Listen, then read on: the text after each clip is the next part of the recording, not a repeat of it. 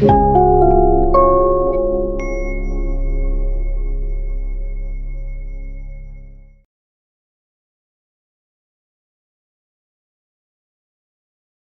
kita lanjutkan masuk ke sesi kedua mata kuliah hari ini, minggu ke-9 ya, metode penelitian sosial.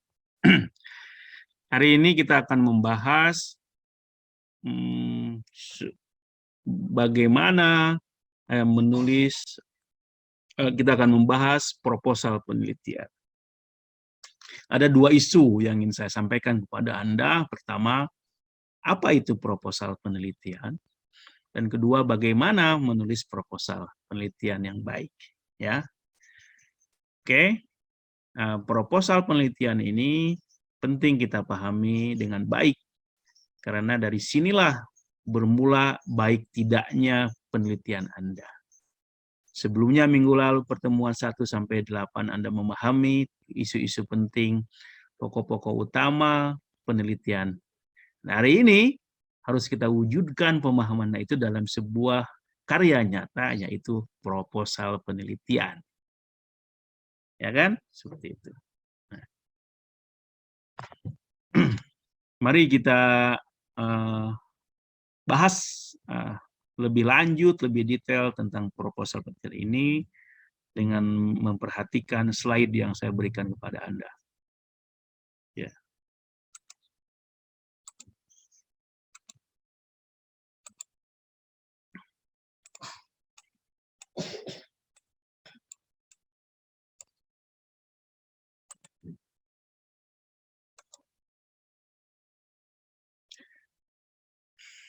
Inilah topik kita ya, proposal penelitian.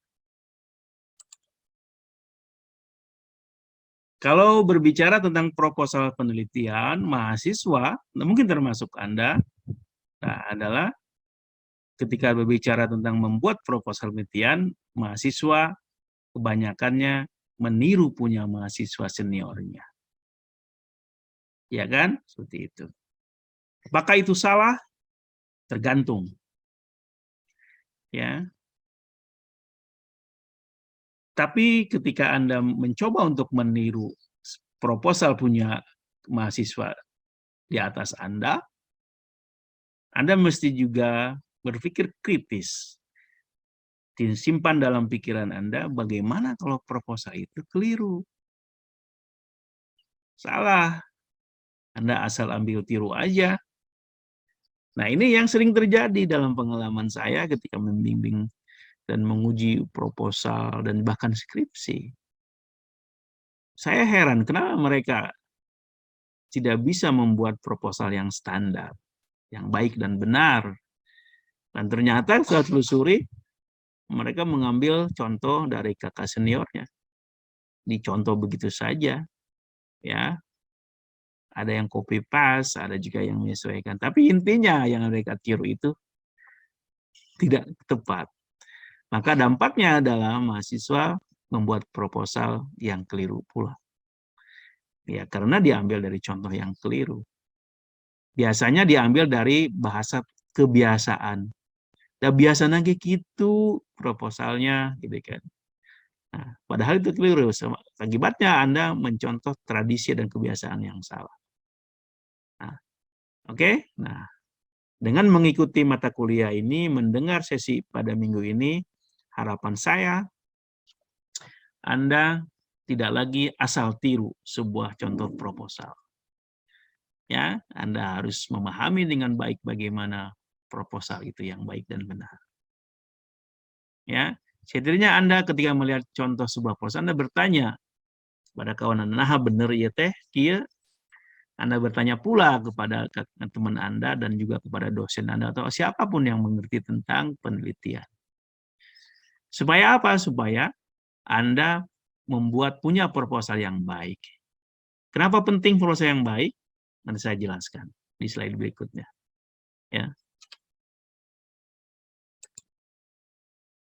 Nah, kita mulai dengan proposal dari segi bahasa dan maknanya. Anda harus mengerti apa itu proposal. Ketika Anda sudah berniat ingin melakukan penelitian, Anda sudah mengerti apa itu penelitian, sekarang Anda saatnya mempersiapkan penelitian Anda dengan upaya-upaya yang real. Yang pertama adalah Anda membuat proposal penelitian. Itu, kalau Anda sudah berniat ingin membuat penelitian, langkah selanjutnya adalah membuat proposal penelitian. Apa itu proposal penelitian? Nah, sering dengar kan kata proposal? Nah, kan? Yang Anda bayangkan proposal itu minta dana ya? Proposal sumbangan masjid, proposal pembangunan masjid, proposal kegiatan HMJ. Ya begitu kan? Oke. Nah, lalu apa itu proposal itu? Nah, mari kita lihat ya. Proposal itu berasal dari kata kerja to propose dalam bahasa Inggris, to propose. Nah, iya tah. To propose. Itu kata kerjanya. Nah, proposal adalah nounnya, bentuk kata bendanya. Dalam bahasa Arab masdarnya. To propose adalah fiilnya. Nah, gitu ya. Nah, dalam bahasa Indonesia to propose artinya apa sih? To propose itu mengusulkan, menyarankan, mengajukan. Namanya proposal. Propose. Nah, kata kerjanya proposal, kata bendanya proposal. Diartikan menjadi proposal itu adalah usulan, suggestion. Oke? Usulan, anjuran, ajuan. Namanya proposal. Nah, jadi apa itu proposal? A plan or suggestion, especially a formal or written one. Jadi yang disebut dengan proposal adalah sebuah rencana, sebuah usulan yang biasanya ditulis secara formal. Oke, itu namanya proposal. Oke. Ini adalah makna yang umum ya, seperti itu. Yang berkaitan dengan sebuah rencana, termasuk rencana penelitian. Dan ini proposal ini penting untuk dinilai oleh orang lain. For consideration or discussion by others, untuk dinilai dan diskusikan oleh orang lain. Misalnya oleh siapa? Dosen Anda. Oleh komite proposal dan sebagainya. Oke? Oke. Tapi ada juga makna lainnya kata proposal. An offer of marriage. Kalau Anda memperhatikan dalam bahasa Inggris ya, ini cuma ada dalam bahasa Inggris. Dalam bahasa Inggris, dalam orang Inggris, proposal artinya adalah lamaran pernikahan. Jadi kalau Anda dilamar orang oleh pacar Anda untuk menikah, he proposed me. He proposes me. Dia melamar saya. Kayak gitu. Ya. Misalnya pacar Anda yang laki-laki, ya pada perempuan, satu yang ngajak nikah, dia melamar Anda. He proposes me. Ya, seperti itu. Tapi jangan dalam konteks ini, dalam perhatian kita hari ini, mana-mana yang pertama ya, seperti itu. Maka harus Anda pahami konteksnya, mana-mananya. Maka dalam konteks mata kuliah kita bukan arti lamaran pernikahan ya, artinya usulan penelitian. Kan lamaran juga sebenarnya kan ajuan kan. Seseorang pacar Anda melamar, Anda sebenarnya Anda mengajukan proposal kepada orang tua Anda untuk menikahi Anda, gitu kan? Kan masalah diterima atau tidaknya urusan Anda dan orang tua Anda kan, seperti itu. Nah, kalau dikaitkan dengan mata kuliah kita penelitian, proposal penelitian itu artinya usulan penelitian. Jangan salah tulis tuh, setiap mahasiswa yang tidak mengerti, ditulis itunya usulan proposal. Nah, proposal kan usulan. Tamari usulan, jadi usulan-usulan, ya kan? Salah. Yang benar adalah proposal penelitian. Atau mau pakai bahasa Indonesia, usulan penelitian. Gitu. Usulkan ngaranna oge kan? Yang untuk diterima atau tidak diterima. Oke? Nah, tadi kaitannya dengan mengapa proposal itu penting. Nah, karena proposal penelitian adalah roadmap. Nah, peta jalan untuk Anda sampai kepada penelitian yang Anda inginkan. Kalau Anda ingin menaik gunung dan sampai kepada puncak yang Anda tuju, Anda harus punya petanya. Anda harus punya kompas. Anda harus punya Anda harus punya GPS sampai ke puncak gunung yang Anda tuju. Nah, dalam konteks penelitian, roadmap itu, GPS itu, kompas itu adalah proposal penelitian. Oke? Seperti itu. Baik itu penelitian untuk tujuan akademik, seperti mulai gelar sarjana, itu berupa skripsi, atau tesis, memperoleh gelar master, atau disertasi, memperoleh gelar doktor. Atau non-akademik, seperti penelitian yang sering saya lakukan dengan kawan-kawan, penelitian untuk pengembangan dan kewajiban kami sebagai dosen melakukan penelitian. Oke, seperti itu. Nah, bagaimana bagaimana membuat proposal yang baik? Nah, yang pertama adalah Anda harus bisa menentukan apa struktur proposal Anda. Harus mengerti itu. Jadi, kalau Anda rencana ingin membuat proposal sebagai roadmap penelitian Anda, harus mengerti dan memahami dan menentukan apa struktur proposal Anda.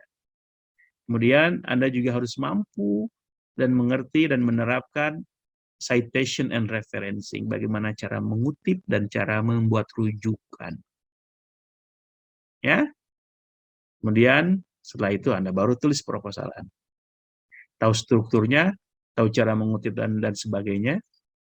Setelah itu Anda tulis proposal Anda. Tetapi langkah berikutnya jangan dulu kirimin kepada dosen Anda atau siapapun sebelum Anda lakukan editing and proofreading and revising. Proposal yang Anda buat itu pasti masih belum benar, Anda harus merevisinya, mengedit bahasanya, dan mengedit kontennya. Ya, baru kirimin tuh. Ya. Baru kemudian setelah studi, doing your research, lakukan penelitian Anda. Mari kita lihat satu-satu. Tadi itu yang pertama, ketika Anda sudah membuat rencana penelitian, ingin membuat penelitian, lalu Anda membuat proposal. Nah, langkah pertama dari cara membuat proposal itu adalah Anda menyusun struktur proposal Anda. Apa saja sih komponennya yang harus ada dalam proposal itu? Nah, struktur proposal itu tidak tunggal, banyak, beragam, tergantung kepada disiplin ilmunya. Secara garis besar misalnya ada 2 disiplin ilmu kan, ada dua rumpun ilmu, 1 ilmu alam, 2 ilmu sosial. Nah, struktur proposal ilmu alam itu punya sendiri, struktur ilmu sosial juga punya tersendiri. Nah, gitu. Kita berada di ilmu sosial punya struktur proposal yang berbeda dari ilmu alam. Pada hakikatnya seperti itu. Tapi kadang-kadang sering terjadi struktur ilmu alam mempengaruhi struktur ilmu sosial. Karena tadi pengaruh, seperti di minggu lalu kita belajar mengenai pengaruh paradigma positivistik terhadap ilmu alam, ilmu sosial. Ya, dan proposal dan struktur skripsi yang ada di kampus kita dan kebanyakan kampus-kampus lainnya juga adalah pengaruh ilmu alam. Ya, yang Anda punya itu tuh termasuk proposal dan sudah ada pengaruh ilmu alam. Kalau benar-benar ilmu sosialnya tidak seperti itu. Ya. Bahkan kalau Anda kuliah di kampus luar negeri, kalau Anda di Fakultas Ilmu Sosial atau Humaniora, Anda dibebaskan mau bikin struktur yang mana. Karena fleksibilitas dalam strukturnya. Tapi kalau Anda masuk ke science and technology, engineering, Anda fix itu bentuknya seperti itu. Ya, ketika saya juga menulis tesis di Belanda dan juga di Australia dan disertasi di Australia, saya diberi kebebasan membuat strukturnya seperti apa. Ya, kalau di kita bisa seperti itu keren juga ya. Tapi si dosennya harus mengerti, kampusnya harus mengerti perbedaan-perbedaan itu, kalau tidak akan amburadul. Mari kita lihat nih. Terlepas dari perbedaan yang ada, struktur proposal dalam ilmu alam dan ilmu sosial, tapi semuanya memiliki komponen-komponen yang sama. Pada dasarnya mengandung beberapa komponen yang harus ada, tetapi mungkin diungkapkan dengan cara yang berbeda. Ya, yang pertama, komponen pertama proposal itu adalah latar belakang, background of the problem. Kemudian ada pertanyaan penelitian, statement of the research problem, tujuan penelitian, purpose of your study, ada research hypothesis, ada kerangka teoritis, theoretical framework, ada the importance of your study, nah ini pentingnya atau signifikansi penelitian Anda, ada lingkup dan keterbatasan, penelitian Anda, scope and limitation, ada metode penelitian, research method, metode apa yang akan Anda gunakan, ada referensi atau biografi, ada outline, tuh. Karena tadi proposal itu sebagai roadmap, ada outline itu adalah bagian-bagian utama yang sementara yang akan menjadi panduan Anda dalam melakukan nanti penelitian dan juga pembahasan. Ada rencana waktu, ada rencana kerja, work plan atau timetable. Terakhir, ada judul. Nah, mungkin Anda bertanya, kenapa judul di akhir? Biasanya di depan ya. Nah, kita bahas.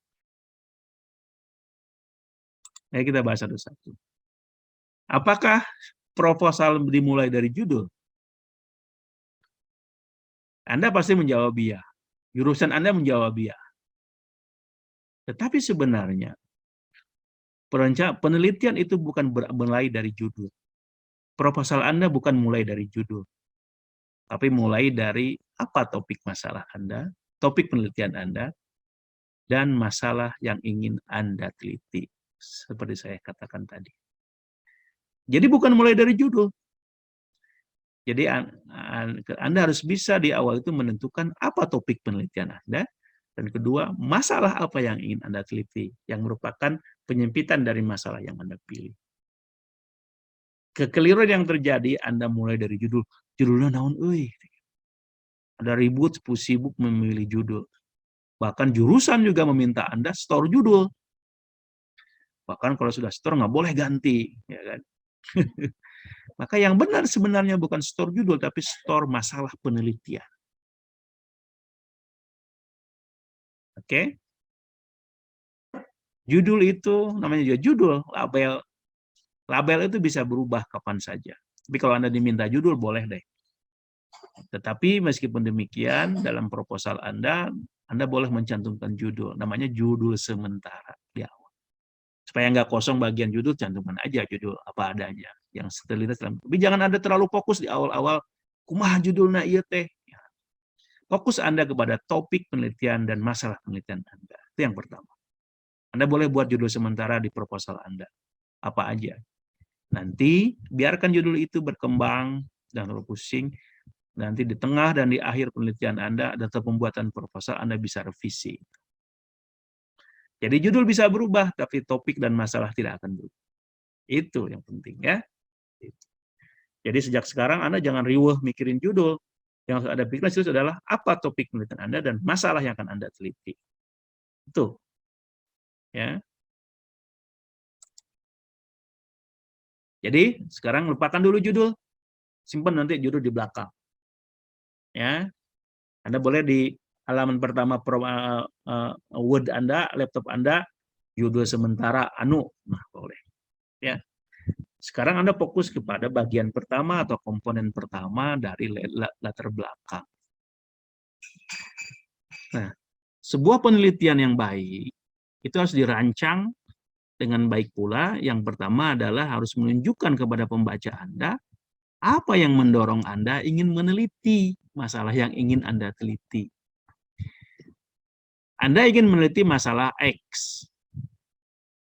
Ya, untuk meyakinkan orang bahwa masalah yang Anda itu memang layak diteliti dan punya signifikansi, Anda harus menunjukkan kira-kira apa yang mendorong Anda untuk menelitinya, tertarik menelitinya. Inilah Anda harus sampaikan pada latar belakang, background of your study. Nah, ya. Apa itu background of your study, latar belakang? Nah, saya ingin mulai dulu daripada kesalahan yang sering dibuat oleh mahasiswa dan banyak orang lah selain mahasiswa. Kesalahan umum dalam membuat latar belakang adalah Anda membuatnya terlalu luas. Anda ingin membahas masalah X, tapi itu introduction dalam latar belakang ke mana itu jauh pisannya. Anda ingin ke Jakarta, ya, ingin tujuan ke Jakarta, tapi Anda bukan berangkat dari Bandung ke Jakarta, tapi Anda itu lah ke Jawa Tengah, lalu terbang ke Palangkaraya, baru Palangkaraya terbang lagi ke Jakarta. Ya, itu kebiasaan orang Indonesia tuh gitu. Dalam karya ilmiah itu to the point. Ini yang membedakan cara berpikir orang timur dengan orang barat. Keilmiahan itu adalah to the point. Jangan muter-muter, to the point aja. Nah, dalam latar belakang pun begitu. Kira ada yang katakan, apa yang mendorong Anda meneliti masalah ini? Nah, biasanya yang bagus adalah Anda berangkat dari fakta, berangkat dari faktual dan data di lapangan yang mendorong Anda meneliti masalah X misalnya. Ya, itu bisa data faktual atau bisa bersifat akademik. Oke. Oke, seperti itu.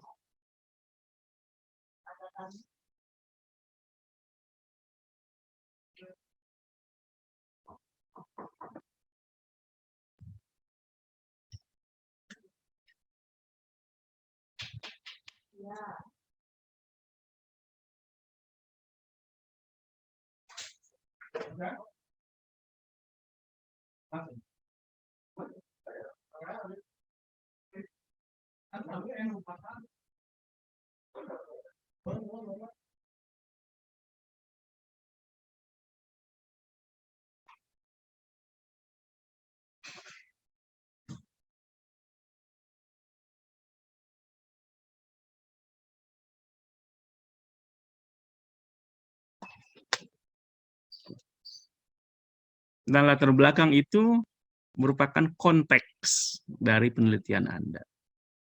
Konteks itu wadahnya. Kalau Anda ingin mengatakan X, Anda harus simpan itu dalam sebuah konteks supaya nyambung, supaya relevan, supaya paham, understandable, bisa dipahami. Jangan tiba-tiba aja langsung Anda katakan, saya ingin meneliti ini. Lalu apa konteksnya Anda ingin meneliti masalah ini? Itu. Ya, seperti itu. Jadi latar belakang jangan terlalu luas, dan sangat penting, harus relevan. Jangan berisi hal yang tidak penting, yang tidak relevan, yang tidak koheren dengan bahasa, dengan kaitannya, dengan masalah Anda, atau menggunakan bahasa yang tidak benar dan baik. Ya. Nah, latar belakang berangkat dari data faktual, misalnya data dari statistik dan sebagainya, yang mendorong Anda meneliti. Oke, kemudian latar belakang bisa berisi adalah gap atau kecelah, kekosongan yang ada dalam literatur yang relevan dengan masalah yang Anda teliti, yang ingin Anda isi dengan penelitian Anda itu. Oke? Nah, latar belakang harus bagus, menarik perhatian orang. Dari sinilah orang tertarik atau tidak membaca proposal Anda. Maka harus bagus. Nyambung antara alasan, lalu topiknya, lalu masalahnya. Jadi dalam latar belakang itu bagian ada 3 tuh. Alasan Anda memilih, kemudian apa topiknya, apa masalah yang ingin Anda teliti dari topik itu. Lalu nanti ditambah lagi ada fokusnya, lalu fokusnya di mana. Ya, misalnya Anda ingin meneliti tentang, tadi itu saya contohkan tentang pengaruh globalisasi fashion Korea Selatan terhadap cara berpakaian kaum muslim di Indonesia. Itu kan masih luas tuh. Kalau Anda fokuskan misalnya, fokus studi Anda adalah kaum muslim yang ada di Universitas Islam di Bandung, mahasiswa, ya, mahasiswa UIN, misalnya. Itu namanya fokus penelitian. Oke, nah supaya menarik, Anda harus bisa membangunnya tuh alasan-alasan tadi, masalah yang teliti, topiknya, lah fokusnya dengan cara yang menarik. Caranya bisa seperti sebuah Anda membangun sebuah cerita. Ya, seperti itu. Hati-hati ya, jangan buat latar belakang yang terlalu luas, tidak relevan, mengandung informasi yang jauh ting, yang tidak berkaitan dengan masa yang Anda teliti. Tidak usah panjang-panjang, latar belakang itu paling banyak dalam proposal Anda itu cuma 2 halaman aja. Tapi mengandung 3 hal, alasan Anda memilih, apa topiknya, masalah, dan fokus. Dan itu cukup dijelaskan masalah, kemudian topik, kemudian fokus dalam 2 paragraf saja sebenarnya. Dan juga jangan diakhiri dengan yang biasa Anda tulis. Dengan bahasa saya ingin meneliti penelitian dengan judul, gitu kan? Dengan latar belakang di atas. Saya tertarik meneliti masalah ini dengan judul. Nah, itu menunjukkan bahwa Anda tidak membaca proposal yang baik. Ya, Anda hanya mencontoh dari kakak kelas. Oke. Nah, hal yang penting dalam penelitian itu Anda harus jelas apa masalah penelitian Anda. Apa itu masalah? Nah, masalah itu adalah isu atau kondisi yang memang bermasalah. Bukan masalah yang baik-baik saja.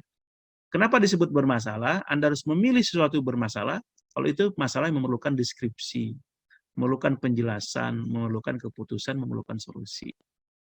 Nah, itu baru masalah. Kalau masalah yang tidak ada perlu ada penjelasan, tidak perlu ada keterangan, tidak perlu ada keputusan, tidak perlu solusi, itu bukan masalah. Dan masalah itu banyak, apalagi masalah sosial. Ya, seperti itu. Nah, masalah yang Anda pilih tadi itu harus dirumuskan dalam pertanyaan penelitian. Maka ada bagian nanti tuh, kalau masalah penelitian itu ada dalam background, yang bagian paragraf terakhir, tapi rumusan masalah ada setelah itu. Atau biasanya dua-duanya tergantung kepada formatnya.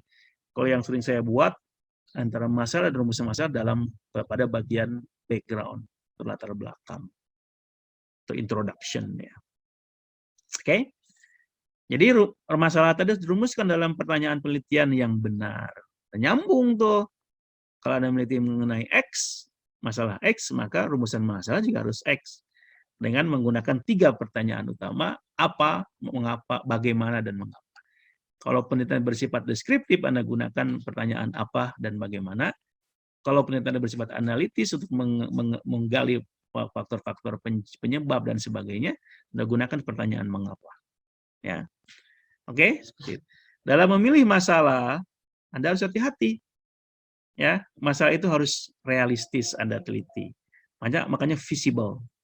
Bisa diteliti, layak diteliti. Jangan Anda meneliti masalah yang Anda susah menelitinya. Ya. Kemudian interesting, menarik bagi Anda sendiri dan masyarakat banyak. Kemudian novel, baru, mengandung kebaruan, artinya Anda menawarkan pemahaman baru, ilmu baru, penjelasan baru terhadap masalah yang Anda pilih. Kemudian ethical, etis Anda dalam melakukan penelitian itu harus bersandar kepada etika. Nah, boleh sembarangan. Di Indonesia, di negara barat itu Anda tidak boleh meneliti sebab Anda dapat izin dari komite etik. Terakhir, relevan. Masalah yang Anda bahas relevan. Relevan buat siapa? Relevan untuk komunitas ilmiah dan masyarakat banyak. Ya.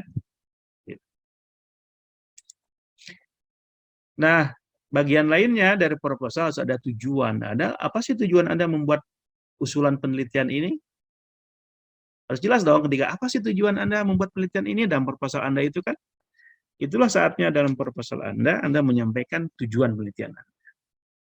Nah, dalam menulis tujuan itu sebenarnya gampang, tinggal menyesuaikan dengan rumusan masalah Anda, menyesuaikan dengan masalah penelitian Anda, dan menyesuaikan dengan pertanyaan penelitian Anda. Udah nyambung tuh. Masalah penelitian, rumusan masalah, dan tujuan tuh udah nyambung. Nah, biasanya tujuannya penelitian itu apa? Tadi tuh tergantung pada Anda. Kalau hanya menggunakan pertanyaan apa dan bagaimana, berarti tujuannya mendeskripsikan. Atau tujuannya membandingkan antara A dan B, maka tujuannya mengkomparasi. Kalau tujuannya mengeksplorasi isu-isu yang ada, maka tujuannya eksplorasi. Kalau ada tujuannya untuk menjelaskan, explain, ada untuk menjelaskan. Tujuannya untuk mengembangkan sebuah teori, ada misalkan untuk mengembangkan. Itu describe, to compare, to explore, to determine, or to develop. Itu bahasa Inggris. Nah, contohnya ini ya.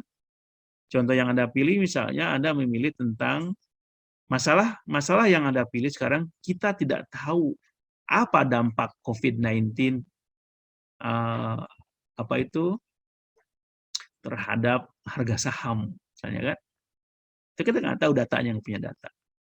Maka kalau ini yang menjadi masalah yang Anda pilih, maka tujuan Anda adalah untuk menentukan dampak COVID-19 terhadap harga saham. To determine. Nah, karena kita tidak tahu tuh, maka tujuannya adalah mengungkap pengaruh dari COVID-19 terhadap harga saham misalnya ya. Nah, komponen berikutnya dalam proposal itu harus ada hipotesis. Nah, hipotesis itu adalah sebuah pernyataan yang berisi yang menjawab rumusan masalah atau pertanyaan penelitian. Nah, katakanlah itu adalah dugaan Anda terhadap masalah Anda atau jawaban sementara terhadap rumusan masalah Anda. Nah, hipotesis ini umum ada dalam penelitian kuantitatif. Tapi kalau Anda memilih kualitatif, tidak wajib ada. Bahkan cenderung hampir tidak ada kalau Anda memilih penelitian kualitatif. Maka cukup dengan pertanyaan penelitian tanpa ada hipotesisnya. Ya, seperti itu.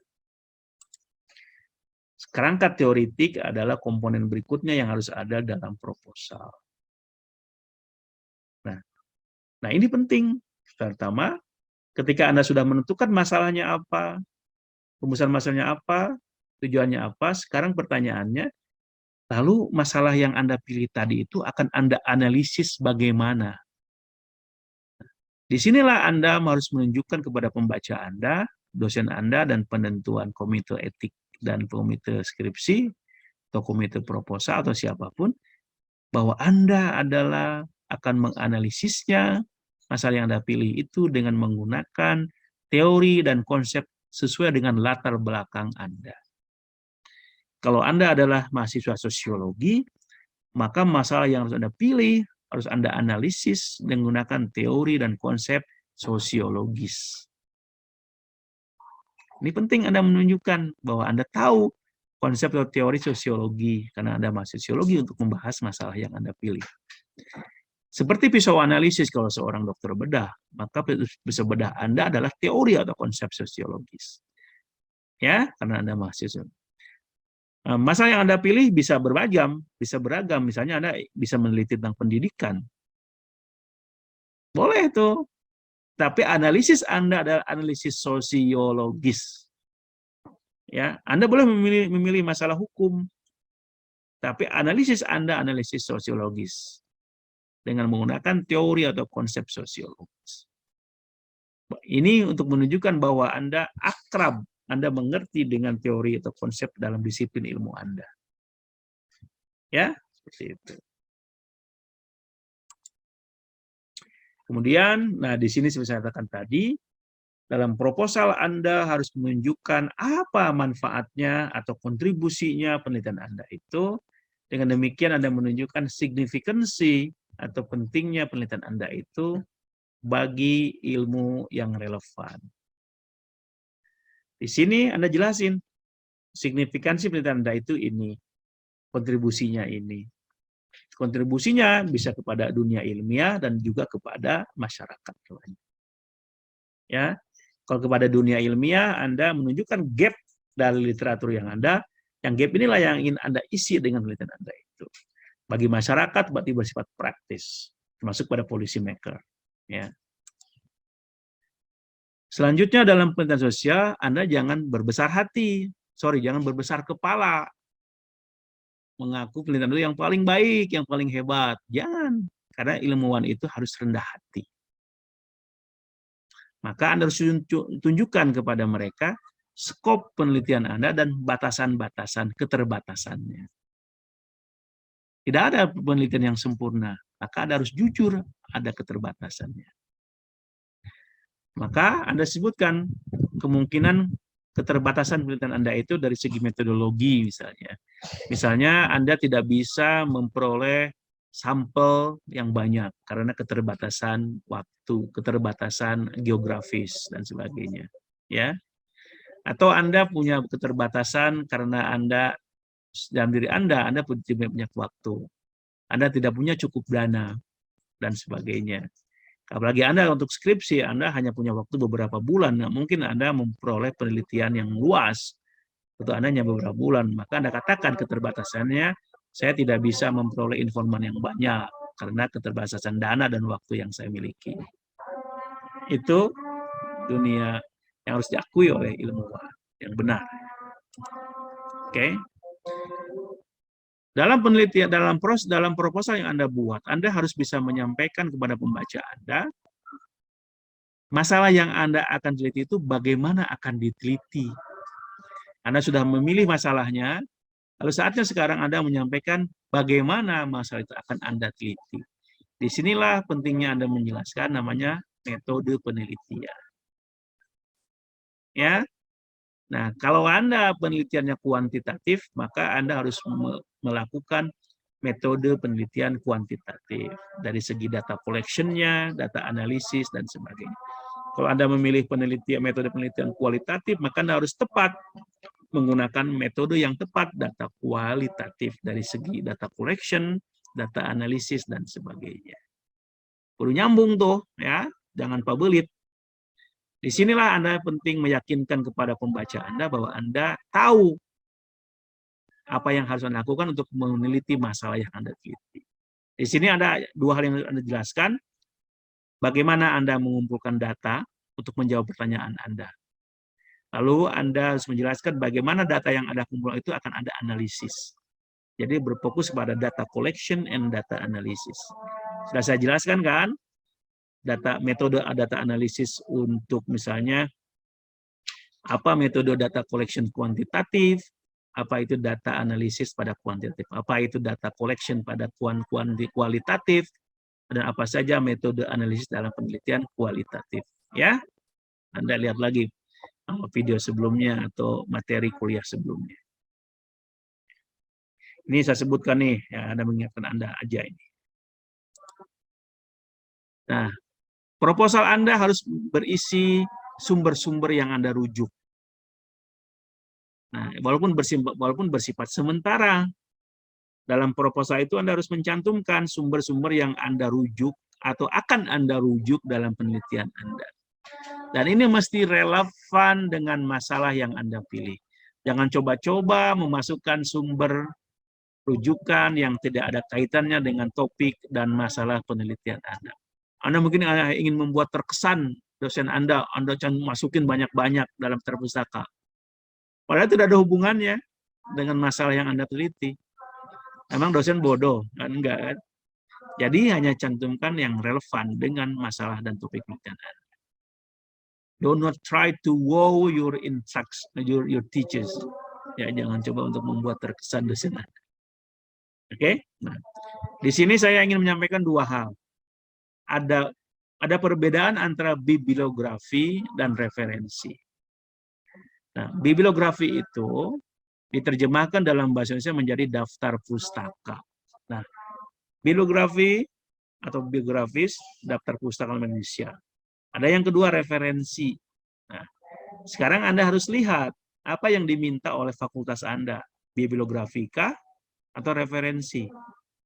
Anda bisa mencantumnya daftar pustaka, yang miring adalah setara dengan biografi atau referensi. Apa bedanya? Nih. Bibliografi atau daftar pustaka adalah daftar sumber-sumber, baik buku, artikel jurnal, penelitian, dan sebagainya, yang menginspirasi Anda ketika Anda membuat proposal penelitian atau melakukan penelitian. Jadi sumber apapun harus Anda cantumkan yang menginspirasi Anda. Meskipun, nah, kata ini di sini, meskipun sumber itu tidak Anda kutip di dalam teks proposal Anda atau skripsi Anda. Karena ada bab 1, bab 3 atau proposal biasanya.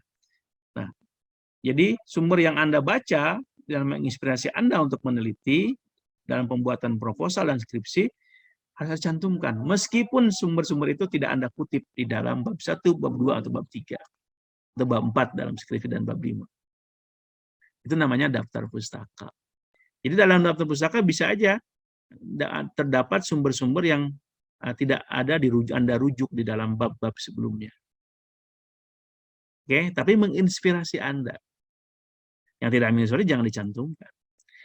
Nah, yang kedua, references dalam bahasa Inggris, itu adalah works cited, karya-karya yang Anda kutip. Maksudnya, kalau yang diminta adalah referensi, dalam daftar ini Anda hanya mencantumkan sumber-sumber yang Anda kutip di dalam bab-bab sebelumnya. Pada bab 1, bab 2, bab 3, 4, bab 5. Ya. Yang tidak Anda kutip, walaupun menginspirasi Anda, jangan Anda simpan dalam referensi. Kalau itu yang diminta. Ya, seperti ada bedanya kan? Nah, saya kira Anda harus paham ini. Nah, dalam penulisan bibliografi dan referensi, Anda harus mengenal seperti sebelumnya apa yang disebut dengan style guide manual. Panduan cara menulis style, gaya rujukan dan gaya kutipan dan rujukan. Anda memilih yang mana, apakah footnote kah atau in-text kah? Anda konsisten menggunakannya dengan merujuk kepada sumber yang benar. Ya, seperti itu. Komponen lainnya dalam proposal adalah Anda harus punya rencana proposal masalah yang Anda akan teliti, metode yang Anda tetapkan, lalu bagaimana akan Anda lakukan, itu harus ada tersusun dalam sebuah program kerja. Dalam sebuah kegiatan-kegiatan yang tersusun dengan baik. Itulah yang disebut dengan work plan, rencana kerja atau timetable. Inilah Anda di saat mendeskripsikan kegiatan-kegiatan dalam penelitian Anda, dalam bulan, dalam minggu, dan sebagainya.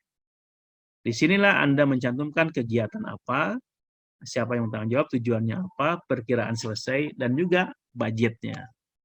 Tapi biasanya dalam skripsi tidak diminta budget ya. Kalau budget itu diminta kalau Anda mengajukan penelitian kepada sumber dana. Seperti saya misalnya setiap tahun penelitian, nah kalau asal budgetnya tuh sekian berapa untuk apa dan sebagainya ya, seperti itu. Nah, tadi merujuk kepada kalau Anda, selain itu Anda harus mengerti dalam proposal itu Anda menggunakan kutipan apa, Anda menggunakan rujukan apa. Ya, karena ini penting. Hukum dalam penulisan akademik ini namanya bagaimana mengutip dan merujuk dengan benar. Kalau Anda menggunakan footnote, Anda pakai namanya Chicago Manual of Style. Anda rujuk nih, Anda cari di Google. Ya, harus benar. Kalau Anda menggunakan yang in-text, Anda harus menggunakan dua, American Psychological Association Style Guide atau American Sociological Association Style Guide. Ya. Anda pilih salah satunya, tapi gunakan dengan konsisten. Nah, saya tahu kampus kita mau pakai yang mana, karena tidak pernah disebut rujukannya kemana. Ya. Nah, mulai hari ini, Anda harus jelas Anda memakai style yang mana. Nah, kembali ke judul. Kalau Anda sudah buat semuanya yang tadi dalam proposal Anda, sekarang Anda baru memikirkan judul. Yang tadi sementara di awal itu Anda pikirkan ulang. Judulnya apa ya yang tepat. Tapi jelas, jangan risau dengan judul di awal penelitian. Judul bisa direvisi sepanjang penelitian Anda, atau bahkan sepanjang penulisan proposal Anda, dan bahkan sesudah proposal itu ditulis. Yang tidak boleh berubah adalah topik dan masalah penelitian Anda. Ya, seperti itu. Judul bisa. Tapi judul harus merefleksikan topik dan masalah Anda. Judul yang Anda buat harus merefleksikan topik yang Anda pilih dan masalah penelitian yang Anda pilih. Judul harus direvisi dengan serius sebelum proposal. Nah, baru Anda serius memikirkan judul sebelum Anda mengirimkan kepada dosen Anda. Baru pikirin tuh judul yang baik. Bagaimana aturan membuat judul. Ya, seperti itu. Bukan di awal penelitian Anda. Anda sudah selesai buat tuh, termasuk judul. Apakah langsung Anda kirimkan? Jangan. Anda harus pastikan proposal yang Anda buat itu adalah tanda petik sempurna. Tanda petik ada dalam standar proposal yang baik dan benar. Maka Anda harus mengecek ulang, merevisinya dari segi kebahasaan, dari segi kontennya. Dari segi kebahasaan Anda lakukan editing dan proofreading. Editing itu dari segi kebahasaan, proofreading dari segi kesalahan typo dan sebagainya. Dan juga dari isinya. Ya, dari segi kontennya. Nah, dalam hal ini, dalam revisi, editing, Anda harus merujuk kepada sumber-sumber aturan bahasa Indonesia. Anda menulis dalam bahasa Indonesia harus mengikuti aturan bahasa Indonesia. Maka Anda harus tahu namanya PUEBI, Pedoman Umum Ejaan Bahasa Indonesia. Nah, mulai hari ini Anda harus akrab dengan PUEBI ini. Lihat di websitenya, Anda ketik PUEBI, ada website yang bagaimana membuat aturan-aturan tata bahasa Indonesia yang baik dan benar. Ulang ngarang-ngarang. Ya, bagaimana membuat huruf besar, huruf kecil, titik, koma, titik dan koma dan sebagainya. Membuat di sebagai awalan dan di sebagai kata kerja, kata keterangan tepat harus Anda tahu. Ya, seperti itu. Yang kedua, Anda akrab adalah KBBI, Kamus Besar Bahasa Indonesia. Supaya Anda bisa menjadi penulis yang baik, Anda harus akrab dengan kamus bahasa Inggris, atau kalau bahasa Inggris, bahasa Indonesia adalah kalau bahasa Indonesia. Sekarang dua-duanya ada dalam internet secara online, ya. Anda akrab dengan PUEBI, akrab dengan KBBI, dua-duanya. Anda harus tahu tuh, kalau Anda yang benar itu adalah merubah apa mengubah. Nah, itu. Harus tahu tuh perbedaannya. Ya, yang benar itu cabai apa cabe. Nah, yang benar itu bapak apa bapak. Nah, itu kan. Atau ibu apa ibuk. Yang begitu. Oke, itu dijelaskan mana yang benar melalui PUEBI dan KBBI. Anda harus akrab. Nah, terakhir, Anda akan bisa membuat proposal yang baik biasanya Anda kalau punya contoh proposal. Tapi ingat, jangan mencontoh proposal yang salah. Hati-hati, seperti kata tadi, jangan asal tiru dari kata kelas Anda. Tapi lihatlah contoh yang baik dan benar. Bagaimana caranya? Tanya dulu apa benar contohnya seperti ini kepada dosen bimbing Anda, kepada orang yang biasa melakukan penelitian. Supaya Anda tidak mencontoh contoh yang buruk. Kalau Anda meniru dari contoh yang buruk, ya Anda juga pasti buruk dong. Ya. Contohlah dari contoh yang baik. Niru dari contoh yang baik. Oke, seperti itu.